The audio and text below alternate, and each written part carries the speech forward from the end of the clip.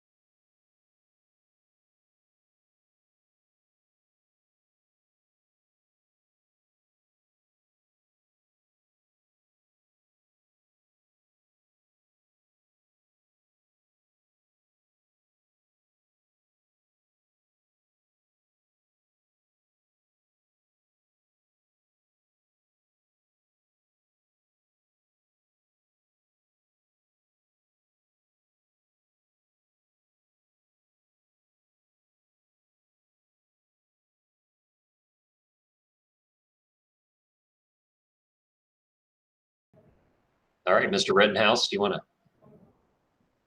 take a slide? All right, thank you. Thank you. We'll call to order the Finance Committee meeting for April 21st, 2021. And with us today, we have Mrs. Autry, we have Dr. Akbar, Dr. Hall, and some of our APS folks. So we'll go ahead and get started. Yep, also joining is Mrs. McKittrick and Kathy McVeigh and Judy Newser. Sorry about that, Ms. McKittrick. I'm going to shuffle the agenda just around a little bit since we were able to be joined by Kathy McVeigh and Judy Newser. I would like to have them cover the Cobra TPA service proposal quickly so that we can move on with the rest of our agenda. And that is linked under 3.01 on under the legislative section.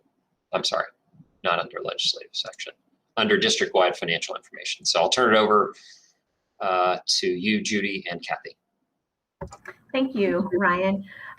What I submitted was a proposal to outsource our Cobra administration. Currently, the district is generating all of our own Cobra notices, and there were some recent changes legislatively that are going to require even more notification and monitoring and tracking. Due to the volume that we have with general notifications as it is, I think it's time that we look at outsourcing Cobra. The vendor that I recommend we use is the vendor that we are currently using for our flexible spending account.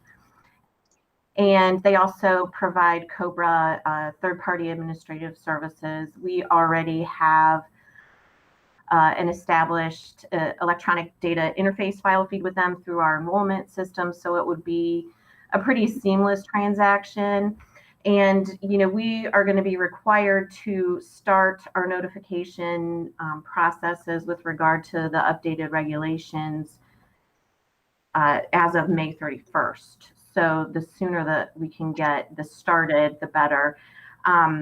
It's not really going to be, you know, reducing a position or anything like that. We're just kind of shifting the risk because there is a lot of risk associated with the regulations surrounding Cobra, but it'll also free up some time in my office for some customer service related things that initiatives that we're going to be starting here in the spring and summer.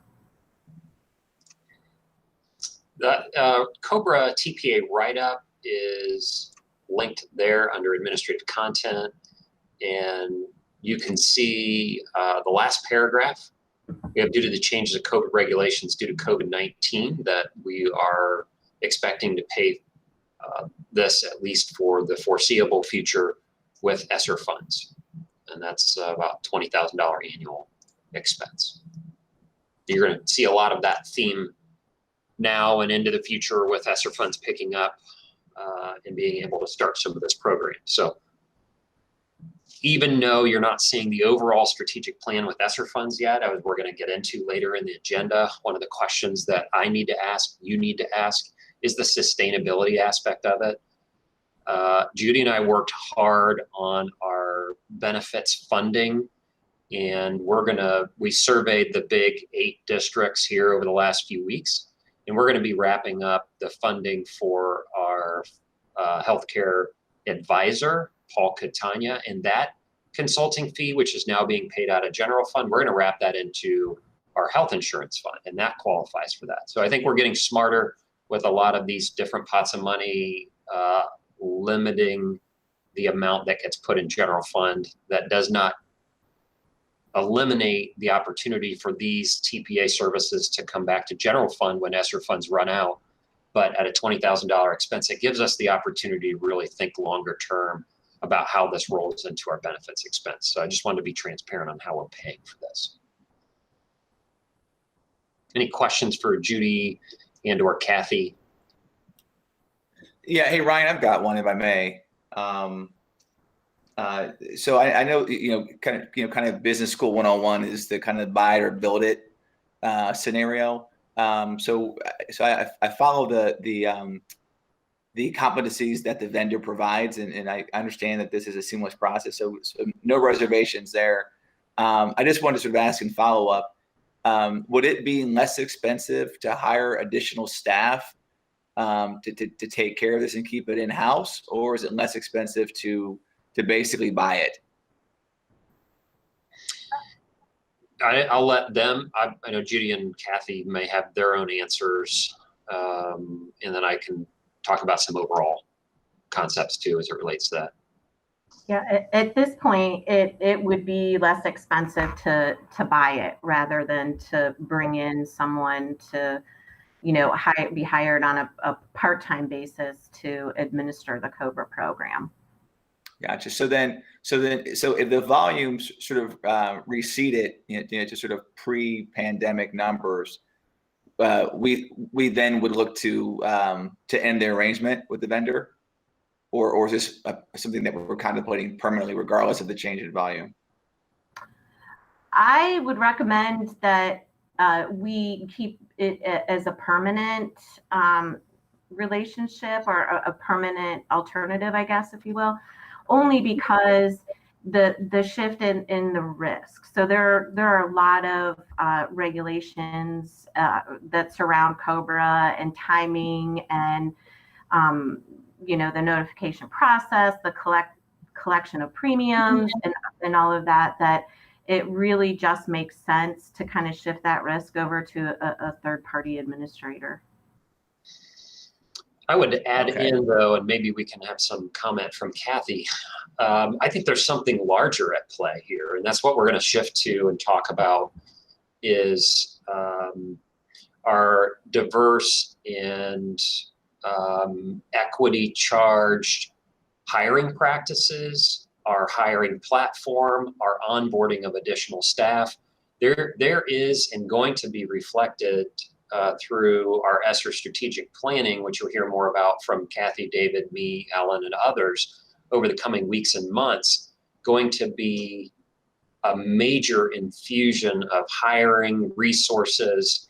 And I don't think that's going to subside. So Kathy, that's a good tee up for you, but hearing what I heard yesterday and some of those things about the hiring practices and the number of people that we're interviewing, that's a exponential increase in the number of resources you're going to need just to hire. So I would rather take a service where I agree with Judy that it's less expensive to outsource this kind of service and invest in areas on recruiting.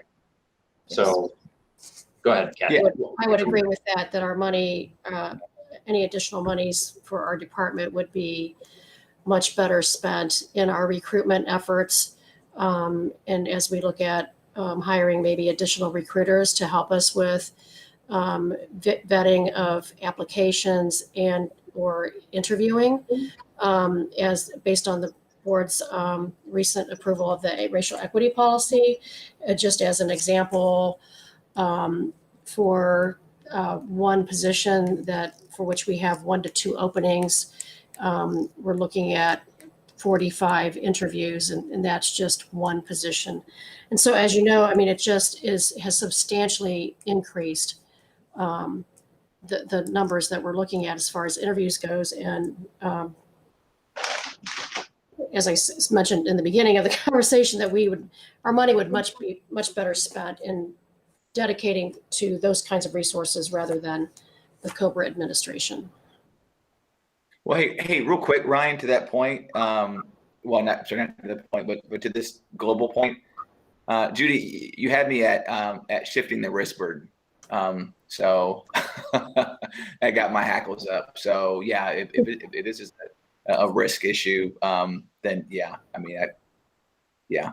So I'm on board. I appreciate I appreciate the transparency, Ryan and Judy and Kathy. Yeah, thanks. Any other questions for Judy and Kathy? Yes, I do. And thank you. I agree. It makes sense to do this. My question was about your comment about freeing up time to do some customer service initiatives. Can you just share briefly what a few of those might be? Customer service as it relates to employees. So we're looking at some wellness initiatives and some programs that kind of center around mental health.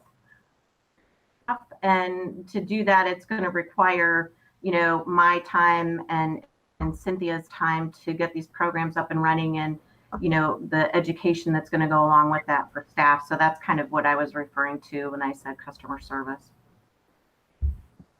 Thank you.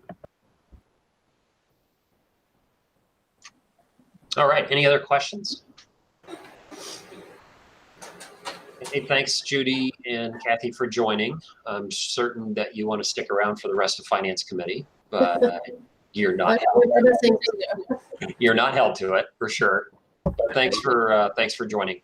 Okay, thank you. Thank you, everyone. Bye-bye. All right. I'm again continuing to jump around a little bit. Item 3.02, David and I can talk to you about. It's the Hammond proposal as it relates to the facilities and master plan. And you see a full services proposed $224,000. That cost to be funded out of LFI dollars. So LFI, just as a reminder, is called Locally Funded Initiative. It is the balance of monies, interest earned, and those dollars not committed to projects.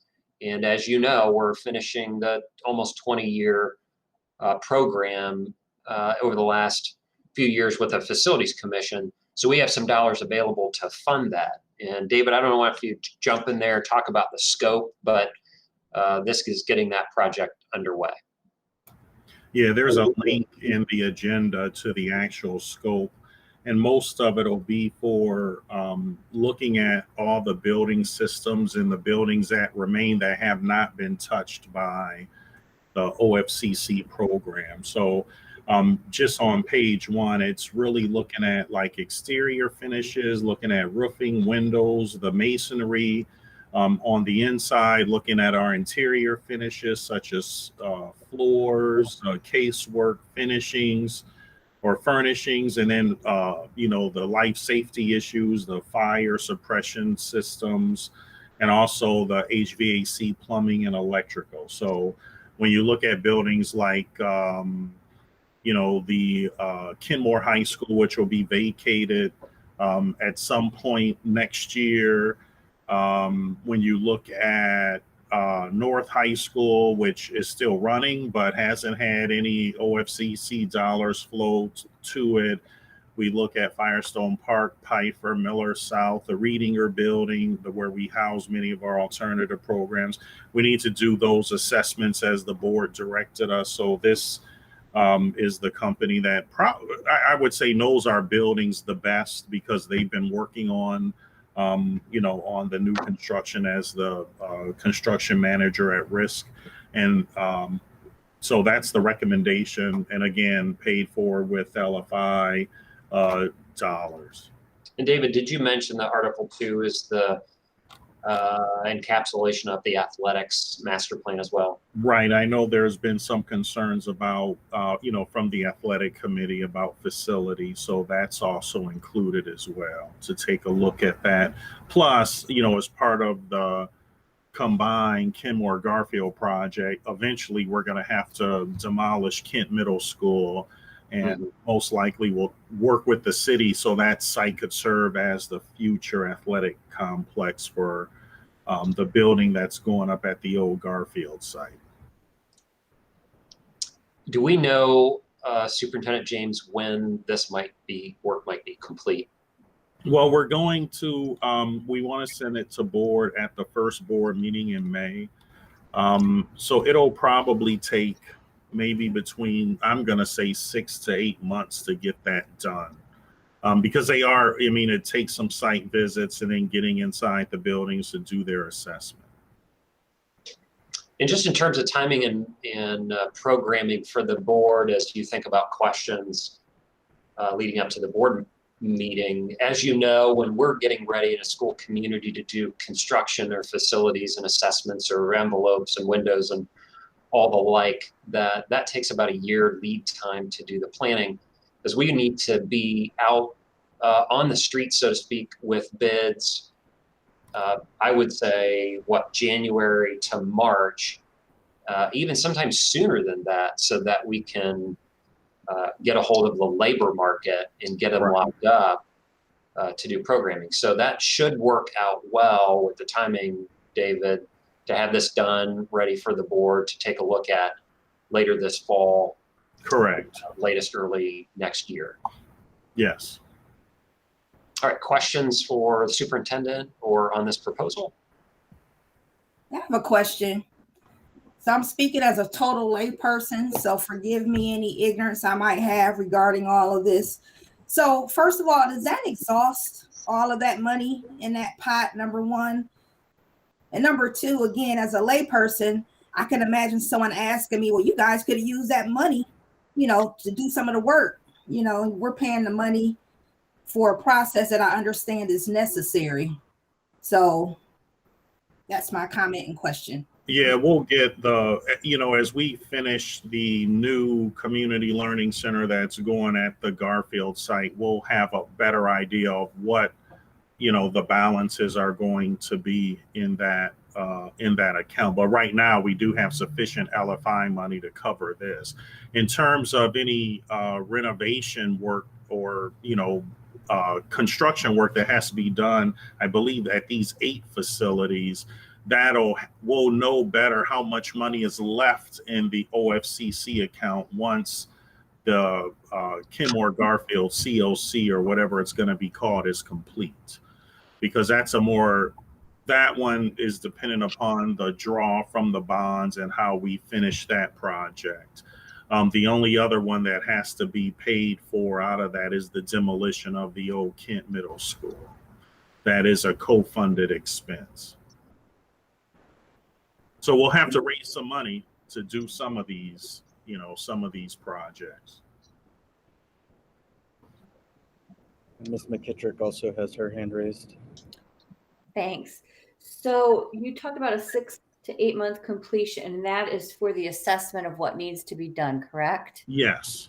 Okay. And then a year to plan and check out the workforces, and there's no way then of knowing a final completion date till we know the scope of the work, correct? Exactly. For instance, like for a building like a North High School, which is occupied, or Reedinger, the Reedinger building, which is occupied, if we were to go in there and let's say we have to do, which we know, a boiler replacement along with the heating loop, if that goes into the winter months to do that, we would have to move those students out of that building in order to complete that work, depending on how it's scheduled, because some of that work can't just be done in a summer if it was going to be that extensive. So that is something where most likely scenario for that is, moving that population like into the old Kenmore building temporarily while those renovations are taking place. But this will most likely be a multi-year process to get all that. It couldn't happen all at one time. Right. And Ryan, this question is for you. So some of the ESSER funds or American Rescue Plan funds, with anything that has to do with ventilation, can those funds be used for that? I'm thinking especially in those older buildings, right, that don't have the modern updates of HVAC. Yes. Simple answer is yes. We will be talking about ESSER funds and the uses at the second half of the meeting today. But simple answer is yes. Okay, thank you. Sure.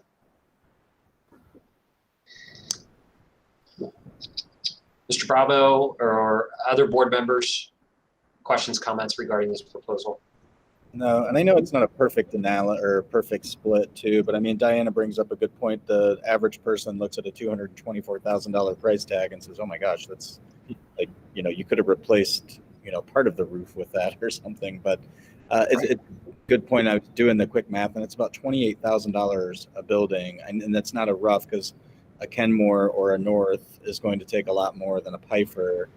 I mean, but to have all of those professionals come in for mechanicals, for flooring, for floors, walls, ceilings, security, fire, everything. I mean, I guess when you break it down per building, it makes a little more sense, because after she mentioned that, I did the math and I was thinking to myself, yeah, okay, I could see it a little bit better that way. But certainly it is a lot. And maybe when you get to that conversation about combining the overall plan for LFI and ESSER funds, and it's a pretty important transition too in our history. 20 years ago, we estimated an $800 million project and probably finishing up just under $700 million due to the loss of enrollment and the state's updates to that. So this is a really important time in history too, that we're looking for the next 20 years, right? So we need to plan for enrollment growth and athletic facilities and a master plan there. So this is going to develop to our strategic plan. So yeah, but it is a big expense. But again, it's not general fund. I want to stress that. LFI dollars that we'll be able to move forward. Looks like Dr. Hall raised his hand. Yeah, thanks, Ryan. And my question may be more for, I'll just ask a question. So if we're contemplating working on, if we're contemplating moving students out of the building to do some of the work, would that slow us down? Meaning, do we have enough swing space available where we could be working on multiple buildings at the same time, or is it something that would have to happen consecutively as opposed to concurrently? Some of the projects wouldn't require, like a typical roofing project, for like the elementary schools, probably Reedinger, those could be done over a summer. But where you need to move people out is where you have to do, like, if you had to do a complete redo of the interior of a building, or like the major mechanical systems, or, like a North or a Reedinger, if they were going to go into heating season, if you couldn't finish it all over the summer, that would require swing space. But I don't think all of the buildings will require people to move out. But I really don't think we could do them all at the same time. So we'll have to prioritize which buildings come first, and that'll be based on the cost of, how much it'll cost for renovation, what those renovations entail, and then how to, map that out. So I'm not saying that every building on the list would need to have swing space. I'm looking at the larger ones, like a North would probably need swing space if we had to get into the boiler system. Roger that. Okay, and then I just have two quick follow-ups. One, so with regard to North High School, so basically we're not contemplating tearing the building down and rebuilding. What we're focused on is rehabbing the existing structure. Right. That's what this is. So, as part of that plan, we'll look at what it's going to take to rehab it. And if we were to follow like the OFCC rules, if that renovation would be 2/3 of the cost of new, we would build new. But again, that's going to be those will be some conversations that we'll have to have once we get the information from Hammond on the condition for each of these buildings and what the estimated cost is for renovation. Because if it's going to cost, a typical high school could be between, $50 and $75 million if you were going to rebuild it. So we would have to look at how do we raise that kind of money. Gotcha. And then last question, as you were kind of giving examples of the schools, was Firestone Park Elementary School on that list as far as rehab? Yes. Okay. All right. Great. Thank you. You're welcome. And does the 224,000, does that also include any necessary environmental testing if they were testing duct wrap or floor tiles or paint samples, or does that include any environmental assessments as well? Or that one, they would work with our environmental health and safety department because, we have most of those records in the old buildings from when we, do our asbestos hazard evaluation inspection. So we would work with our internal people on that one if we had to do some tests. Many times they can just assume what materials have like asbestos in them. Most of the friable pieces or things like that have been removed, but you would have to be concerned about things that are within the walls of buildings. It specifically mentions it also in the scope that they will assess hazardous materials. Yes. And not charge extra, that's included then. That's correct. Yes. Any other questions on the proposal? All right.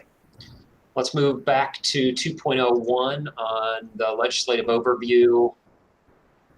The legislative tracking tools are included on the website under the advocacy page and here under the public comment. Also, you see under administrative content, the Fair School Funding Plan, House Bill 110, or now it's as amended simulations. But before we look at the simulations, just have a really quick conversation. This morning I was on the call with former Rep. Patterson. We are starting to do some statewide Zooms about 2 or 3 major points. One, how did we get here? 2, what's embedded in House Bill 1 and now the budget bill, and where do we go from here? So quickly, how did we get here? As you know, House Bill 305, substitute House Bill 305, and Senate Bill 376 was at the General Assembly's doorstep in December. It did not pass the Senate. We would have preferred it passed in a standalone bill because our call was that if you put it in a biennium budget, it's going to compete with a million other priorities. And that's exactly what's happening.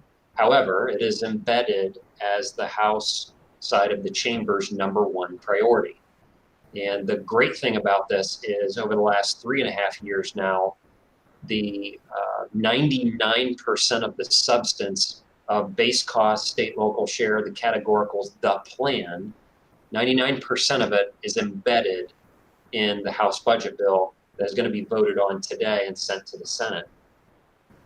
Let me highlight a few changes for you as it relates to this, though. Again, not changing the formula, just the priorities in terms of how this can be funded and prioritized. The big change overall that's governing the amount of money that the House can spend on this program is called the SAL. It is called the State Appropriations Limitation. It was enacted some 15 years ago as a stopgap measure so that they wouldn't spend too much money.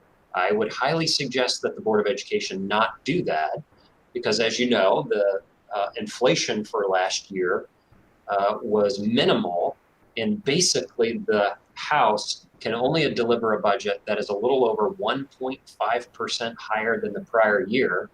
And that, while that make good liability sense, the state's revenue have blown the estimates out of the water, even resulting from the pandemic, like to the tune of almost $1 billion over estimate in statewide sales. So the rainy day fund was never touched. Statewide sales, auto, income, all the revenue has blown out all their estimates. They can absolutely pay for this, but because of the SAL, we had to reduce the price tag of the Fair School Funding Plan.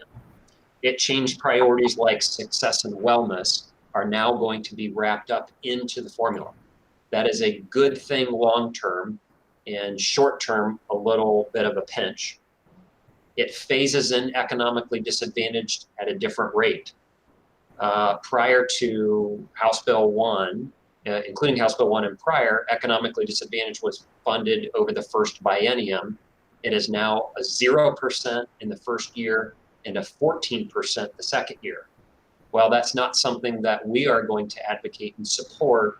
One of the reasons that the General Assembly had to peel back those costs was, one, due to the SAL, and two, due to the overlap that we have in ESSER funds. And so I'll show you the simulation and kind of how they drew those conclusions. There's some changes to gifted that I have not had a chance to read the bill yet. There's some changes to community and charter schools to raise their base cost level equal to that of public schools. And we don't have to worry about the guarantee. So let me show you the simulations.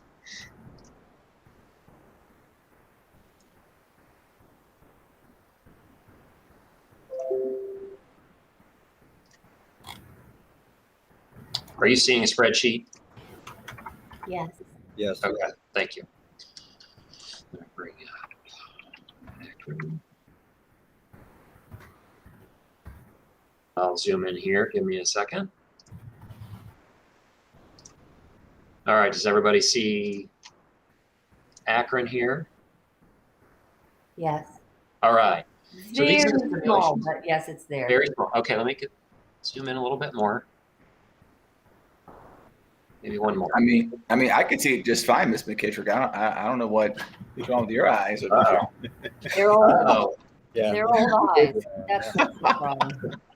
hey, when you look at spreadsheets all day, this does help when you zoom it in like this. So this simulation has been released, and I can't see you, so if somebody needs to jump in, please do so. The column D, it says formula related to state aid, fiscal 21. Just really quick, that is this school year, this fiscal year. The next column E, that is fully phased in some 6 years from now. This is a 6-year phase in. Column F is the difference. So if we were fully phased in right now, the new formula says that Akron Public Schools would get an additional $33 million per year. Let that sink in for a little bit. So that's how big a move we have to make over the 6 years. Column G and H are fiscal 21, 22, and 23. So the next biennium that starts July 1 of 2021, and this is the annual year-over-year change. So starting, if it were to be implemented as is, it's got a long way to go through the Senate. We'll talk about that in a minute. It would be phased in to the tune of $3.5 million additional funds next year and $5 million in addition to that 3.4. So a total phase-in amount over the biennium of about $8.6 million.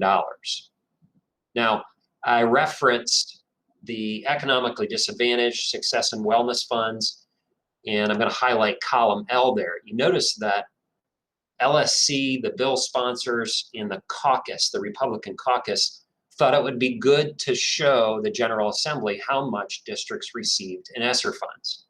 Now, I've got two different opinions on this. One is these are federal one-time monies. They cannot be used to balance the state's budget. They cannot be used to balance the formula. However, there is as you and I fight for equitable school funding and equity within our district, that same fight is going around the state of Ohio. And imagine the monies that have been put towards a school funding formula have looked like this over the past 4+ years. And I think this will resonate mostly with Superintendent, but success and wellness funds were additional dollars around poverty. Economically disadvantaged, which got additional monies over the last 4 years, is funds directed around poverty. ESSER funds are funds directed around poverty. And so there has been a discussion around the state as our district, which operated virtually, received a considerable amount of money in success and wellness funds, economically disadvantaged, and ESSER funds. Now, granted, there is need, right? There's infinite need in finite funds, no matter of those ESSER funds or not. There are districts that have operated in-person instruction who, under the state's definition and broken definition of wealth, received no ESSER monies, received very little to no economically disadvantaged, and little to no success and wellness funds.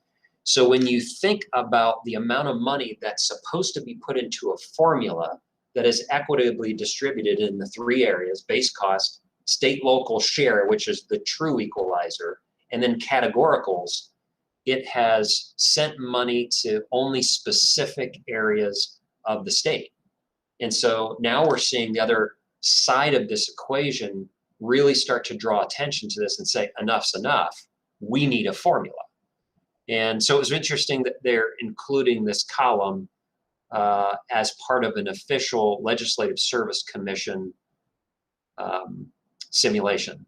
So let that sink in and answer any questions you may have about the simulations. Hey, Ryan, I've got a couple questions. First one would be, what is to prevent, if anything, the state from reducing the amount of funds that they provide to offset what we're going to get, I guess, what we would get via the total ESSER fund amount? It's already happened, Dr. Hall. It's already happened from over the last week. The House Bill 110, as introduced, was underfunded due to this. Conversations happened with the bill sponsors, and the Republican caucus said, you can't release this, it has to be amended.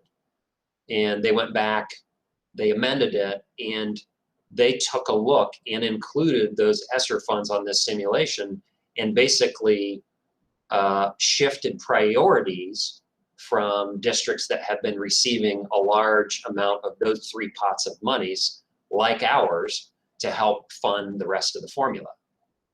So it is already happening. What we want to protect against is what has happened over the last decade or more, and that is Robin Hooding. And anytime one area of the state gets more money, we just kind of shift it. We can always keep it in the bookends, right? So it fits their biennium budget. We have to get away from that. The only way we can get away from that is to have a formula in law. And so there is some deal making going on. And there will continue as it leaves our hands and goes through the political process. So is it accurate to say then that we have to be maybe get out in front of this from a messaging standpoint, because the community just hears, and I think we've all got emails on the board about this, and I think the ABJ's ran articles about transparency, about what we're going to do with all this extra. I'm saying in quotations here, air quotes, all this extra money that we're getting. Right. And it sounds like, and also the other question that is asked is, well, why do you all need a levy if you're getting $100+ million in extra, and again, in quotes, extra money? If the actuality is that their state is going to offset our funding due to that, then it's not really extra money anymore.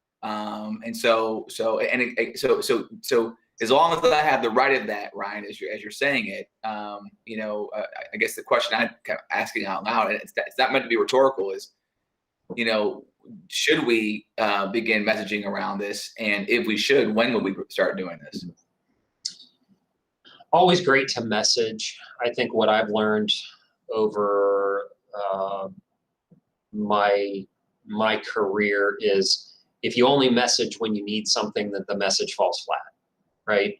So we need to constantly message. However, this just today is going to be voted out of the House and into the Senate. Our work on the formula, and I will be testifying in the Senate Education Committee next Tuesday, it starts and ends with the Senate. So how far we can get with the Senate is going to be really important. Dr. Hall, I don't know how much more they will subtract from the formula due to ESSER funds, or if they even can. I know that there's an effort on behalf of some senators to have more control over ESSER funds. But I talked to the 3 education associations yesterday. I will again today. There's a statewide Zoom tomorrow morning, and then testimony next week, where I think you'll start to see a lot of this messaging come out from OSBA, OASBO, and BASA. So the time is coming very, very soon. Thank you. Thank you. Quick question / comment. I want to make sure I understand this correctly.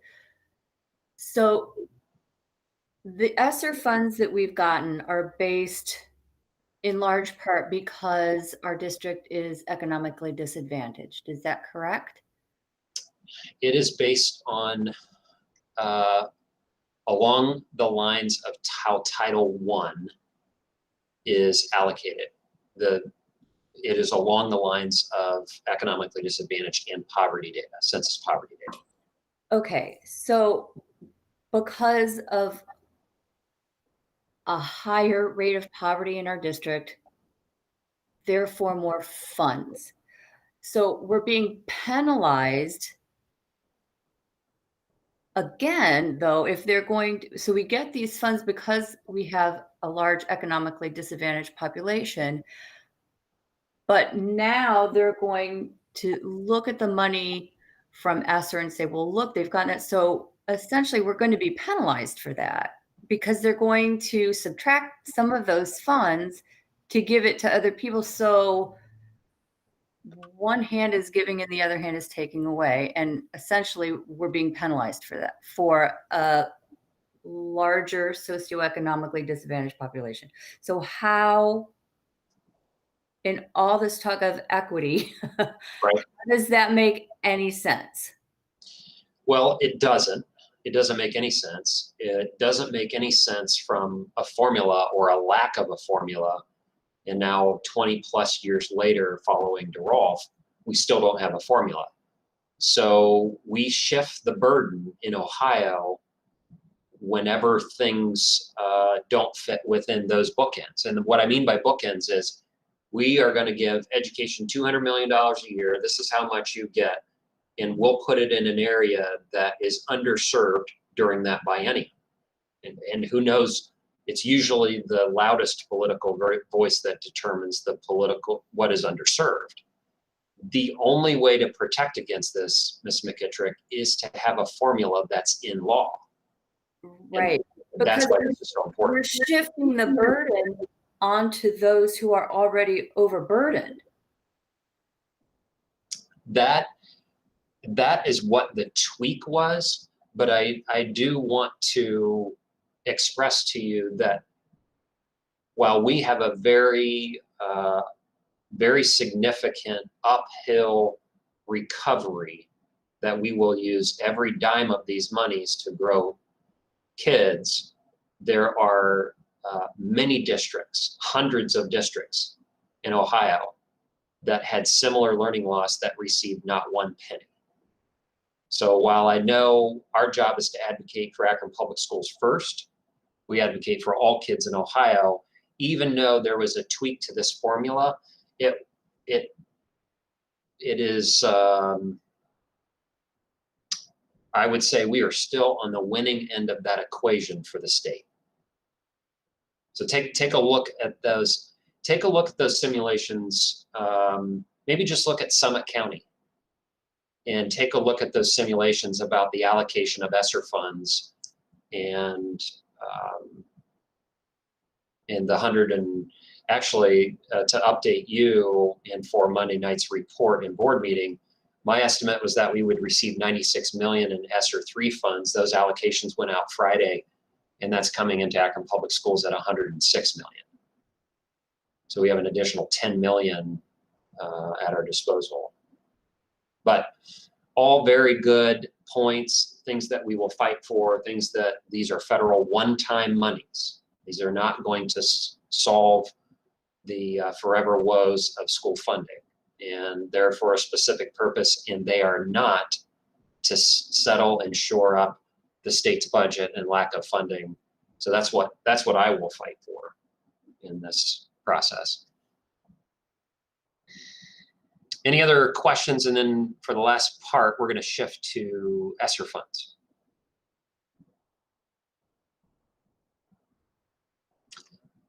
All right, let me share my screen.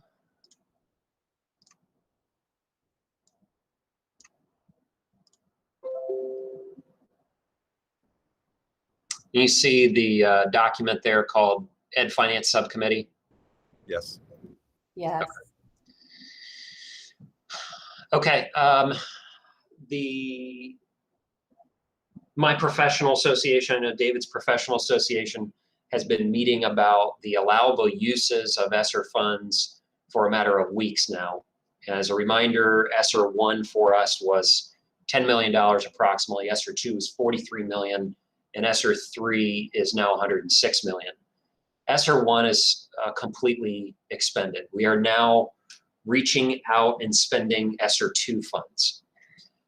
I have a call this afternoon with Cleveland, Cincinnati, Columbus, and Toledo, where we're getting our finance teams, the treasurer and accounting departments together to talk through some of these codings. So bear with me. I think the same value set guides our spending in coding of spending as it did in ESSER 1. So at a high level, what we said was we are going to relieve the pressure from general fund as much as possible.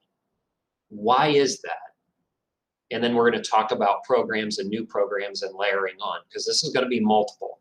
So for those funds that are expiring sooner than later, and for the guidance to still be developing in the federal and state government for ESSER 2 and ESSER 3, I had a conference call yesterday with Sherrod Brown's office and his policy folks both here and in DC about the uses of these. So I told our story, and our story looks like this.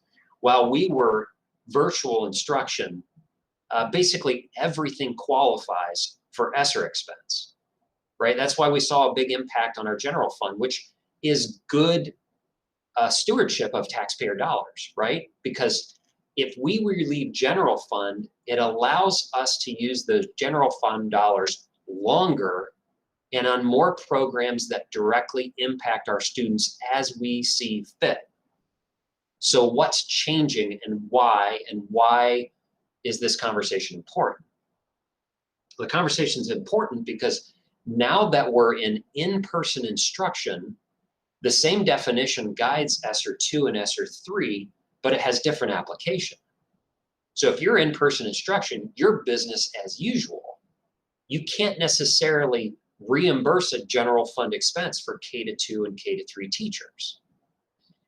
So what did we do as a result? Because what we want to do is relieve general fund as much possible, take those general fund dollars, those are forever funds, they're longer than what we're expecting with this 3.5-year cliff when we've got all these new programs expiring and how to pay for them. And so we're challenging that, and what we did and are going to explore even later on this afternoon is what you see in some of the questions that you've already asked today. Can it cover building maintenance and construction, HVAC, windows, roofs? Can ESSER be used to purchase buses, technology, land, playground equipment, musical instruments because of social distancing and the sharing of those instruments, custodial wages because of cleaning regimens, technology staff. As you can imagine, over the last 10 years, we've quadrupled the number of devices and connectivity. And directly related to COVID, we have to be able to face the next pandemic. One-time stipends due to learning loss. Grants and federal funds. This is really an interesting, if I haven't ever told you that I have an amazing staff, I have an amazing staff. And some of these questions they came up with originally and submitted to ODE and likely going to be part of the statewide guidance. So they deserve a ton of credit. Can district use of ESSER funds pay for the loss of revenue for child nutrition? Because we, as you know, we served millions of meals, but we didn't have the revenue coming in other than the federal revenue, and so we lost money. Federal funds, can we reimburse current expenses in this year's federal funds that will offset? So if we pay for it out of ESSER, it frees up general fund, we can use it longer and for more purposes. This was a huge one that my team created. It was not an original thought from me. If we lost money, remember in late 2020 when the pandemic hit, the governor announced state funding cuts. You remember in aggregate across the state, it was 3.5%. It was about 3.5 million for us in fiscal 20, and it was about $1.7 million for us this year. We read the guidance, the team did, and read that any loss of revenue due to COVID can be reimbursed by ESSER funds. So we have this pending as a yes.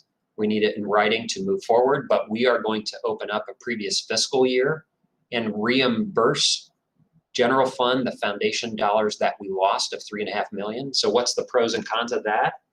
Is we might have to pay $10,000 additional auditing expense, but then general fund gets $3.5 million. Again, most flexibility with those funds. Here's a huge one.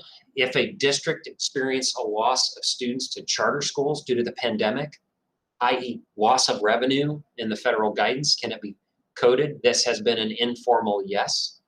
And we are going to be looking at the numbers of students that we lost, looking at a 3-year average, and then coding the loss of revenue directly to that. If there's increased delinquencies locally, as it relates to this out for the next few years, now it's a spreadsheet that we'll keep. If delinquencies go up to offset the loss of revenue from local property taxes, we can do that.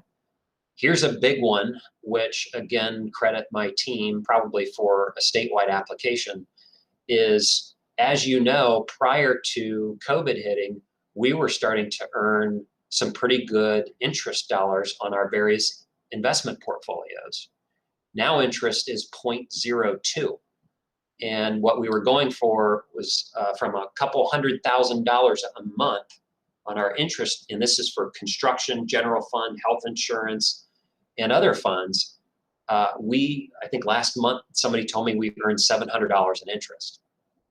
And I report on that annually during my evaluation, that if we can return interest, it's essentially buying us teachers. We can reimburse ourselves for that. Now, those are all rear view mirror. And that's what I would expect you would want me to do, and what the superintendent and instructional staff are devoting moving forward. And so those are millions and millions of dollars. And what I plan to do for you between now and May, I'd like to have another finance committee because we have a May forecast coming up. And to your point about levy, is if I'm able to get those authorizations to refund fiscal 20 and 21, it will improve and or significantly improve our bottom line for a few years. But I want to be able to model that for you once I get those approved, and hopefully that's within the next few days. So you can imagine the impact of finishing the fiscal year budget $15 to $20 million under budget due to remote learning, and then adding another 10 to 15 million of reimbursable expenses due to COVID, which gives us the most flexibility. There's a few problems with this. And they're federal issues, which is what we talked to Sherrod Brown's office about, and that is maintenance of effort and maintenance of equity. There's two federal requirements. Maintenance of effort, we have lots of experience with. Maintenance of effort says this: you cannot spend, in the current fiscal year, you cannot spend less than 10% less out of your general fund than you did the year prior. There's a little bit and quite a bit more strict rules on special education. So we cannot spend less, $34 million less in general fund. So we're already approaching that ceiling. So even though the Fed said that we can use it for loss of revenue, loss of learning, cleaning, PPE, and all of those expenses, at some point in time, we have to cap it because we can't spend less than $34 million year prior. Maintenance of equity is you cannot spend less than the per pupil amount by each building than you did by certain thresholds from the prior fiscal year. There's, if anybody wants to read the federal legislation, please join me, but I sent that off to the Department of Ed, and we don't understand the full impact of that. Again, we're going to be discussing that over the next couple of days. So that is a new requirement that we're not used to, and that is a per pupil. It's a great exercise, great problem to go through, but maintenance of equity basically looks at every student across our buildings and says, to a certain threshold, you can't spend less per pupil. Well, if we're reimbursing, if we spent $15 million less due to virtual learning, and we're going to code another 15, 20 million in ESSER funds, I don't know that we can meet that federal requirement. And so is the federal interpretation of the law to say, you have to buy everything new, which means no supplant, and that will create lots and lots of problems. So we need to get those things answered. It is ESSER all hands on deck. I can't underscore that enough, that what I'm planting some seeds with you, and we're going to be reviewing these with the superintendent, but you're going to see proposals here of potentially an ESSER funds manager. We may need to hire mid-level management position to help us guide ESSER funds through the next 3 years. In my opinion, obviously superintendent's recommendation, board's discussion, in my opinion, we need that position yesterday. In my opinion, I probably need an additional accountant to do the coding, verification, additional paperwork. Likely HR is going to need additional recruiters to do the onboarding of lowering class sizes, high intensity tutors, the new programming that we're going to have and design. This is, as you can imagine, this is like adding, I think I quoted it anecdotally, it's like adding a couple of our smaller suburban districts onto our budget and saying, here you go, you got 3 years to manage this and make its most meaningful impact. Now, I know that was all rear view mirror, and I've talked a lot. I still pledge to you, though, that the majority of these funds, and even those funds reimbursing general fund, these are going to be used for learning loss. We're trying to create the most flexible pattern that we have so that we don't create a funding cliff 3.5 years out.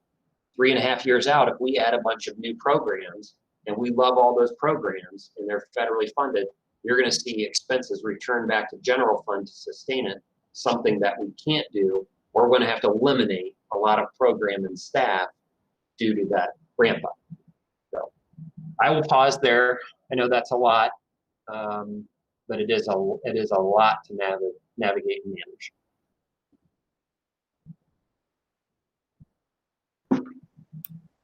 Hey, Ryan, I just want to say 2 things. One, Thank you for walking us through this. I'm looking forward to hearing next steps on some of this. And number two, I have a 1 o'clock meeting that I've got to hop off here in about 10 seconds. And so I just wanted to say thank you. All right. Thanks, Derek. Thank you.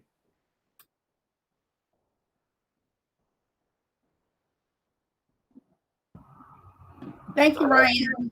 So, how soon can we expect it to come to us? I mean, if you needed those positions yesterday, how soon do you expect that to be coming to us? That's my first question, so that can begin to be managed as soon as possible moving forward.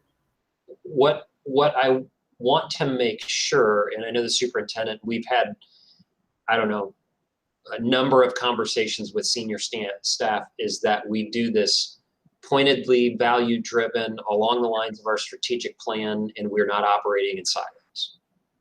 So that's why you haven't seen a plan yet. That it has to be really well coordinated, because I could come running to you saying, give me a budget manager, but what if I could share my budget manager with HR and we could do some joint COVID work too? Like, we want to connect all the dots and have it be comprehensive.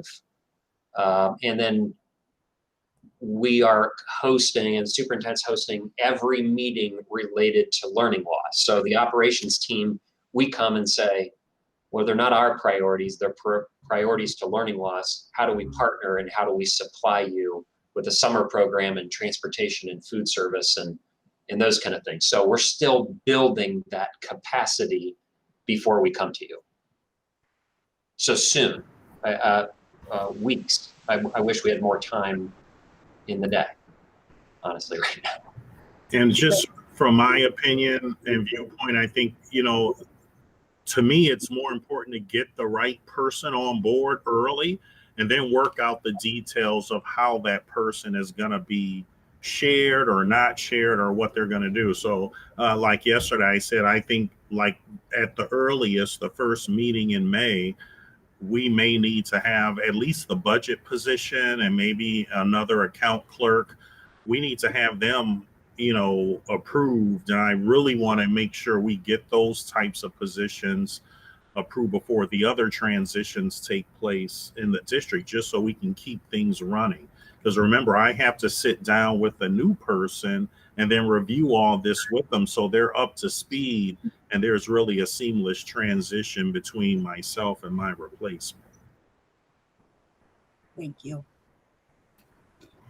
So, as was already mentioned, I know I personally am getting bombarded with folks and their ideas for this money. Again, we have our running joke about Acme. Oh my gosh, don't go to Acme. But anyway, but one idea that I did get that I thought was interesting about because I know folks want to see the impact at the building levels. And folks said, well, we lost all of this money because we couldn't fundraise. Student council normally raises X amount of dollars that we couldn't do because of COVID. Different student groups and athletic teams in particular weren't able to fundraise. So, someone came up to me, whole formula, and I'm like, okay. And they say, yeah, so if every, so Diane, that qualifies. The loss of student activity and fundraiser dollars as it relates to student activity and athletics qualifies. We've already started to reimburse those. Awesome. So yeah, we're moving forward. What you haven't seen is the result of that. Now, we're not comprehensively through the whole district, but their team is working feverishly going through. They looked the last 3 years, fiscal 19, 20, 21. What was the average loss? Building recommendation of what we can reimburse that will pass audit, and then we'll transfer money, and then I'll summarize to you before, during, and after. Awesome. Yes, it is. It really is a fortunate, because it was whole student focused, the way that the federal legislation was written. So food service, athletics, general fund, PPE, it was, but there isn't any guidance out there that says, can I do this? And then some official says yes in writing. And that's why the whole state's kind of pausing. That's why we've got this little coalition of, I would say little, those big 5 districts coalition, because when we ask collectively about that, there needs to be a response. I was wondering as well if you've heard anything in your discussions, and this is something I've learned from some other folks just in the last week of what they've done in their districts to be creative. I'm aware of a district who was able to, I guess, get esports teams at their schools. Mm-hmm. That was how they used some of their funding. And I know we only have one team, but it's just a thought that ran through my mind when I heard that. I'm like, wow, that's a awesome creative way to support students as well. So I don't know if that's something you've heard. I have not heard that one, but I'm taking notes.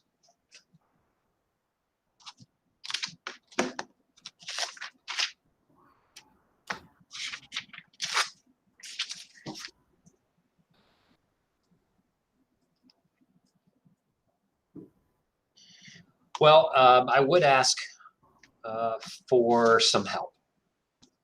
The help, Diana Patrick, as you chair this committee, I know you haven't had much going on lately. I know you are board meetinged out, but I really do appreciate you and the volume that you've been doing. When we come up for air, we need to prioritize these funds. We need to move quickly and efficiently with supporting the organization and the departments for the volume of which we're going to ask them to do. And I think one of them was Kathy McVeigh, and the story that she told in senior staff that she had 45 in-person interviews for 2 open positions. So if we're going to address learning loss, and as the superintendent and instructional team show you the roadmap of what that looks like, we're going to need additional recruiters and support staff.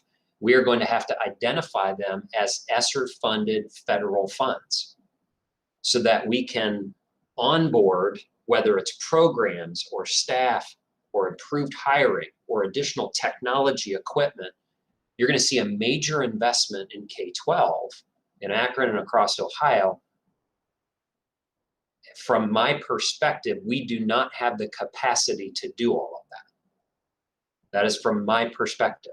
Some of which we do, right? Some of which we do, but we are going to need to move quickly, and that handoff between the superintendent, next superintendent, administrative team is going to be critical how we hit stride going into the summer and plan for summer recovery and next year.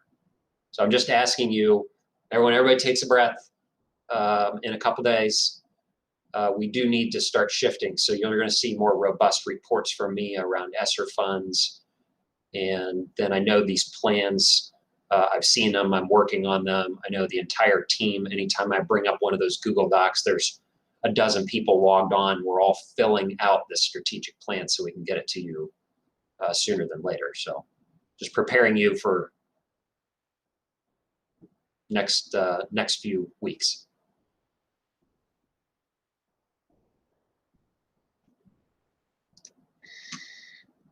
All right. That is all that I had today. That's enough. I was going to say, that's all. Yeah, that's it. There's a lot going on, I'm sure. Well, Thank you, Ryan. I appreciate you and your team for all of this, and looking forward to the work ongoing and upcoming. absolutely. Thank you. Agreed. Thank you. I don't have any questions. All right. All right. Well, we will see you tomorrow night. All right. Thank you. All right. Take care. Here, everyone. Bye-bye. Bye-bye. Good afternoon, everyone.